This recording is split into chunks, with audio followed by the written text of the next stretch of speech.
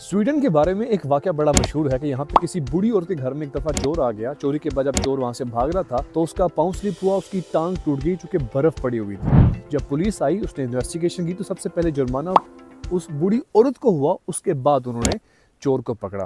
दरअसल स्वीडन में ये कानून है, ये रूल है या फिर एसओपीज हैं कि जब भी बर्फ पड़ती है, ये जिम्मेदारी गवर्नमेंट की है कि वो पूरे स्वीडन से बर्फ को फौरी तौर पे रिमूव कर देती है, जहां जहां से लोगों ने चलना होता है या गाड़ियों ने चलना होता है। लेकिन वो जगह, वो घर जहाँ पे आप रहते हैं, उसके घर के जो स्टेप्स हैं सीढ़ियों के 1 2 3 जो घर के फौरी बताते हैं, वहाँ से बर्फ़ रिमूव करना आपकी जिम्मेदारी है।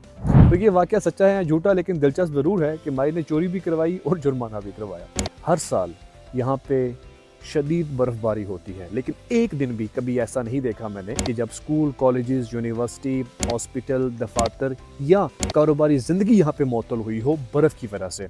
बर्फ होती है, उसके कुछ ही लम्हों के बाद पूरे का पूरा स्वीडन साफ कर दिया जाता है।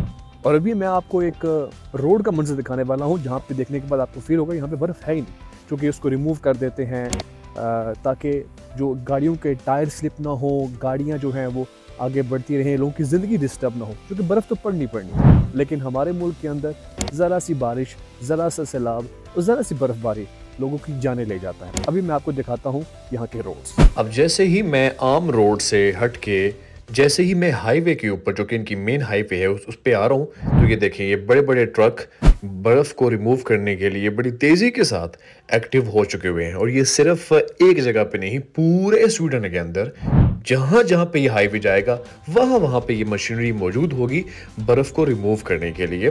मैं इसलिए कहता हूँ कि लाइक ये कोई एक सिस्टम, एक रिपोर्ट की तरह काम कर रहे होते हैं कि बटन दबाया, इसके बाद अब ये काम होगा, अब ये काम होगा। उनको अपनी जिम्मेदारी का बखूबी पता है कि हमें कब, क्या और किस तरह से करना है। अब ये हाईवे को रिमूव कर रहे हैं, चूँकि हाईवे से ही पूरे का पूरा स्वीडन एक दूसरे के साथ कनेक्ट होता है।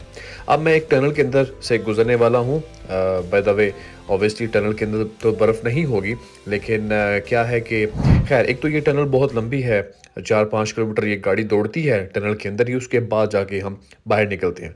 टनल के अंदर तो माहौल बिल्कुल साफ़ सुथरा है, कोई किसी किस्म की बर्फ़, कोई किस्म का पानी यहाँ पे आपको नज़र नहीं आएगा। लेकिन हम जैसे ही बाहर निकलेंगे, एक बार फिर से यहाँ पे आपको नज़र आनी शुरू हो जाएगी बर्फ़ के आसार। लेकिन हम जैसे ही बाहर निकलेंगे, हाईवे के ऊपर फिर से हमें मशीनरी जो है वो काम करती हुई नज़र आ रही होगी, क्योंकि जैसे कि मैंने पहले मेंशन किया कि यहाँ पे ये एरियाज़ डिस्ट्रीब्यूट कर देते हैं कि इस एरिया तक फ़लाँ कम्यून की जो म्यूनसिपैलिटी है उनकी अपनी लेबर होगी, फिर उसके बाद नई जो है वो लेबर काम कर रही होगी। लेकिन मेन बात ये है कि बर्फ़ रिमूव होनी चाहिए, वो हो के रहेगी। मैं खुद हैरान होता हूँ कि कभी तो ऐसा हो कि सिस्टम ब्लॉक हो जाए, कुछ मसला बन जाए, लेकिन नहीं, कभी ऐसा देखने में आया ही नहीं है। अब जैसे ही हम टनल से बाहर निकले हैं, तो जो गाड़ियाँ एक फ्लो के अंदर 3 लेन्स में आ रही थी, उनके आगे 3 ट्रक आपको ये नज़र आ रहे हैं, 1 2 3। ये बेसिकली पूरे रोड को साफ़ कर रहे हैं और बर्फ़ जो है वो साइडों पे जानी शुरू हो चुकी हुई है। कुछ टाइम के लिए जो पीछे ट्रैफिक आ रही है, जो मैं भी इसका हिस्सा हूँ, थोड़ी स्लो ज़रूर हुई है। हम 40 या 50 के ऊपर गाड़ी को चला रहे हैं, लेकिन एक तो रवा दवा है, और ये तकरीबन 1-2 किलोमीटर के बाद ये साफ़ हो जाएगी, ये साइड पे हो जाएंगे और फिर ट्रैफिक रवा दवा हो जाएगी। अब आप देख सकते हैं कि लेफ़्ट साइड पे जो ट्रैफिक आ रही है वो साफ़ हो चुकी हुई है। अब वो बड़ी तेज़ी के साथ, वहाँ पे आपको बर्फ़ भी नज़र नहीं आ रही होगी जो साथ वाला ट्रैक है, लेकिन इस वाले के ऊपर थोड़ी सी रह गई थी। अब इसको भी वे रिमूव कर रहे हैं ताकि किसी किस्म का कोई भी हर्डल यहाँ पे ना आए। ये होता है जी सिस्टम। यहाँ पे ये लोग देते हैं टैक्स और उसको रिटर्न करते हैं फैसिलिटेट करने के लिए। एजुकेशन में बात कर लें तो वहाँ पे फैसिलिटीज़ मिलती हैं, पढ़ाई बिल्कुल फ्री है, जितना मर्जी भी जिस लेवल जाके पढ़ लो आप, फ्री है आपके लिए सेहत के लिए हर तरह का इलाज यहाँ पे फ्री है, हर तरह के यहाँ पे वेलफेयर बेनिफिट्स मौजूद हैं।